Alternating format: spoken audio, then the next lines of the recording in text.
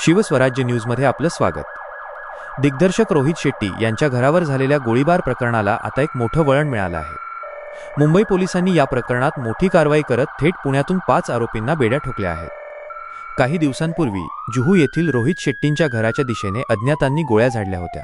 या घटनेमुळे बॉलिवूडसह संपूर्ण राज्यात खळबळ उडाली होती। पोलिसांनी सीसीटीव्ही फुटेजच्या मदतीने आरोपींचा माग काढला आणि पुणे पोलिसांनी वारजे व कर्वेनगर परिसरातून या 5 जणांना ताब्यात घेतलं। तपासात धक्कादायक माहिती समोर येतेय। या आरोपींनी शूटरला दुचाकी आणि इतर तांत्रिक मदत पुरवली होती। या हल्ल्यामागे लॉरेन्स बिश्नोई टोळीचा हात असल्याचा संशय व्यक्त केला जात आहे। हे सर्व आरोपी सध्या पोलीस कोठडीत असून रोहित शेट्टींना लक्ष्य करण्यामागचा मुख्य सूत्रधार कोण याचा शोध आता पोलीस घेत आहेत। अशाच ताज्या आणि महत्त्वाच्या घडामोडींसाठी शिवस्वराज्य न्यूजला फॉलो करा आणि पाहत रहा।